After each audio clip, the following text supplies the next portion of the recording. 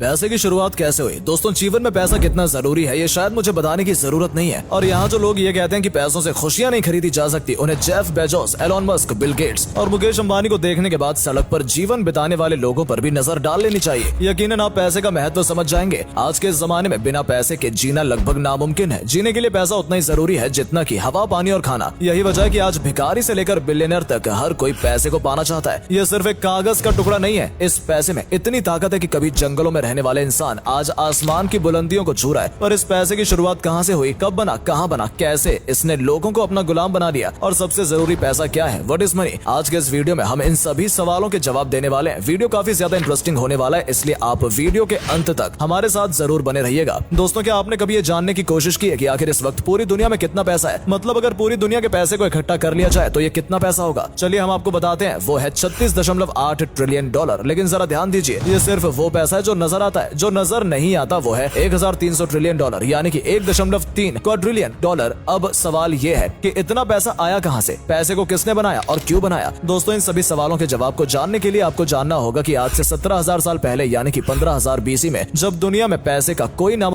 नहीं था, उस समय इंसान छोटे छोटे कबीलों में ही रहा करते थे। उनके जीवन का एकमात्र उद्देश्य था खुद को जिंदा रखना, जिसके लिए वो शिकार किया करते थे। लेकिन हर दिन उतना शिकार मिल पाना जिससे इनके पूरे कबीले का पेट भर जाए, ये पॉसिबल नहीं था। पर भूख तो कोई नहीं रोक सकता। इनकी ये भूख ही थी जिसने इस कबीले को दूसरे कबीले से जोड़ा और ये एक दूसरे से चीजों का आदान प्रदान करने लगे। ये अपने हथियारों के बदले ताजा मांस लेते थे और इसी तरह से उस समय बार्टरिंग सिस्टम का जन्म हुआ, यानी कि एक सामान के बदले दूसरे सामान को देना। रिसर्चर्स की माने तो इस बार्टरिंग सिस्टम की शुरुआत करने वाले मेसोपोटामियन ट्राइब थे, जो साउथ वेस्ट एशिया के मेसोपोटामियन रीजन में रहा करते थे। आज के समय में यहाँ पर इराक है। बार्टरिंग सिस्टम ने लोगों के अंदर कई तरह के परिवर्तन लाए, जिसमें सबसे इंपॉर्टेंट था ट्रेड। लोग एक दूसरे से अब ट्रेड करने लगे थे। जो लोग एक समय अपने भोजन के लिए एक दूसरे के खून के प्यासे हुआ करते थे, वो अब व्यापार करने लगे थे। इसी के साथ समय बीतता गया और आबादी बढ़ती गई। हजारों साल बाद जब लोग शिकार के साथ साथ अनाज उगाने लगे तो उन्हें बार्टरिंग सिस्टम में कई तरह की खामियां देखने को मिली। आबादी अधिक होने की वजह से उन्हें ये याद रखने में कठिनाई होने लगी कि किस इंसान को उन्होंने क्या दिया है और किससे क्या लेना है। इस समस्या से बचने के लिए उन्होंने मिट्टी के टुकड़े के ऊपर लिखना शुरू कर दिया, जिससे अकाउंटिंग की शुरुआत हुई। लेकिन अभी भी बार्टरिंग सिस्टम में कई तरह की खामियां थी, जिसमें सबसे बड़ी कमी ये थी कि बार्टरिंग सिस्टम के लिए दो लोगों की रजामंदी जरूर होती थी। जिसमें सबसे बड़ी कमी ये थी कि बार्टरिंग सिस्टम के लिए दो लोगों की रजामंदी जरूरी होती है, क्योंकि कई बार ट्रेड करते समय एक इंसान को तो उसकी जरूरत का सामान मिल जाता था, लेकिन अगले व्यक्ति को वो चीज नहीं चाहिए होती थी जो सामान वाला उसे दे रहा है। इसलिए एक समय के बाद इस तरह से ट्रेड को करना काफी मुश्किल हो गया और इस समय से छुटकारा पाने के लिए पैसों को जन्म दिया गया। लेकिन ये पैसे वो पैसे नहीं थे जो आज हम इस्तेमाल करते हैं। ये थी कमोडिटी मनी, यानी कि उस समय के इंसानों ने हर चीज को उस पैसे की तरह इस्तेमाल किया जो मूल्यवान थी, जो हर किसी के इस्तेमाल में आ सकती थी। जैसे पालतू जानवर, जिसमें गाय, भैंस, बकरी, गधा शामिल थे। इसके अलावा हथियार जैसे चाकू, कुल्हाड़ी, तीर, तलवार आदि, साथ ही जानवरों की खाल, नमक, मोर के पंख, अल्कोहल। सबसे अंत में इंसानों को भी दासों के रूप में कमोडिटी मनी में शामिल किया गया। कमोडिटी मनी में ट्रेड को आसान तो कर दिया गया, लेकिन इसकी भी एक कमी थी। इसमें हर व्यक्ति अपनी चीज को सामने वाली चीज से अधिक मूल्यवान बताने लगा, जिससे एक बार फिर से ट्रेड करना मुश्किल हो गया। इसलिए अब एक ऐसी चीज की जरूरत थी जो सभी कमोडिटी मनी की चीजों की कीमत तय कर सके, और लोगों की इस जरूरत ने मेटालिक मनी की शुरुआत की। आज से 2600 साल पहले 600 BC में इंस्टेंट ग्रीक में मेटालिक मनी की शुरुआत हुई। वहाँ सोने और चांदी को मिक्स करके कॉइन्स बनाए गए। इन कॉइन्स के ऊपर शेर या बैल के चित्र अंकित होते थे। दोस्तों, इस पर ध्यान दीजिएगा, यह है दुनिया का सबसे पहला सिक्का, द लाइडियन स्टेटर। इस सिक्के के बारे में कहा जाता है कि प्राचीन ग्रीक सिक्के से पहले के हैं। आपकी नॉलेज के लिए बता दें कि दुनिया में सिक्के बनाने की शुरुआत सबसे पहले चीन में 1000 BC में हुई थी। चीन के लोग उस समय पीतल और तांबे के सिक्के बनाते थे, लेकिन दुख की बात यह थी कि इन सिक्कों का लाइडन स्टेटर की तरह प्रसिद्धि नहीं हो पाई। लाइडन स्टेटर के बाद ही दुनिया में सिक्कों की भरमार आई। हर एक राजा और हर एक शासक के अपने नाम के सिक्के निकाले, जिसमें दुनिया का हर एक शासक, हर एक शख्स सिक्कों का इस्तेमाल करने लगा। इन सिक्कों ने ट्रेड में क्रांति ला दी। वैसे देखा जाए तो मेटल मनी भी कमोडिटी मनी का हिस्सा थी। फिर समय आया 500 BC का, जब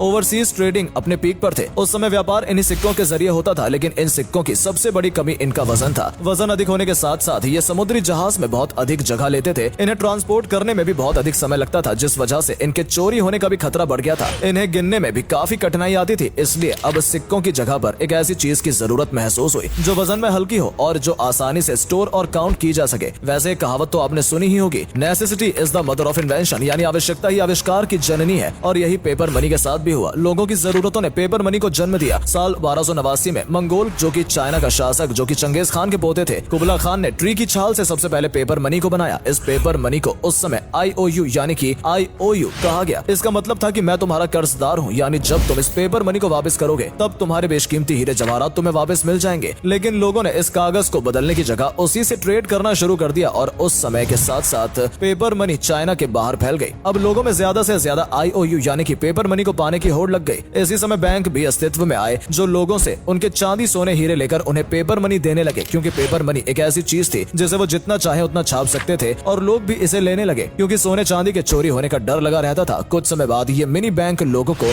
IOUs उधार देने लगे, जिससे पूरी दुनिया में पेपर मनी की बारिश होने लगी। पेपर मनी की अधिकता ने महंगाई को जन्म दिया। जो सामान एक IOU में मिलता था वो अब 10 IOU में मिलने लगा। बैंक में उतने सोने के सिक्के नहीं थे जितने की बाहर देश में पेपर मनी मौजूद थे। इस बात की खबर जब लोगों को हुई तो वो अपने सिक्कों को लेने के लिए बैंकों की तरफ दौड़ पड़े, लेकिन बैंक्स ने खुद को दिवालिया घोषित कर दिया। अब लोगों का बैंक्स पर से भरोसा उठ गया। लोगों के पास जो बचे कुछ सिक्के थे वो उसे अपने पास घर पर छुपाकर रखने लगे। पैसे का सर्कुलेशन भी अब पहले से बहुत कम हो गया, जिससे लोगों को भारी मुसीबतों का सामना करना पड़ा। फिर समय आया 1816 का, जब ब्रिटेन ने एक लॉ के तहत ये अनाउंसमेंट किया कि अब उनके पास जितना गोल्ड होगा वो उतने ही पेपर मनी प्रिंट करेंगे, जिससे महंगाई नहीं बढ़ेगी और कर्ज भी एक लिमिट में ही दी जाएगी। इस तरह से ब्रिटेन ने अपने पेपर मनी को गोल्ड के स्टैंडर्ड के मुताबिक कर दिया और कुछ ही समय में ब्रिटेन को देखकर बाकी सारी कंट्रीज ने भी अपने पेपर मनी को गोल्ड स्टैंडर्ड के मुताबिक कर दिया। जिसके बाद साल 1900 में यूनाइटेड स्टेट्स ने भी गोल्ड स्टैंडर्ड को अपना लिया, लेकिन उन्हें नहीं पता था कि इसके आगे जो होने वाला था वो काफी भयानक है। दोस्तों, देश में जब पैसा ज्यादा होता है तो इन्फ्लेशन होता है यानी महंगाई बढ़ती है, लेकिन जब पैसा कम होता है तो डिफ्लेशन होता है जो महंगाई से भी ज्यादा खतरनाक होता है। और साल 1930 में यही हुआ। यूएसए में डिफ्लेशन हो गया और क्योंकि चीजों की कीमत कम होने की वजह से कंपनी इतना पैसा नहीं कमा पा रही थी कि वो अपने एम्प्लॉय को सैलरी दे सके। ऐसी सिचुएशन में लोगों के पास ना ही जॉब था और ना ही पैसा, जिसके बाद इस मुसीबत से बचने के लिए साल 1933 में प्रेसिडेंट फ्रैंकलिन डी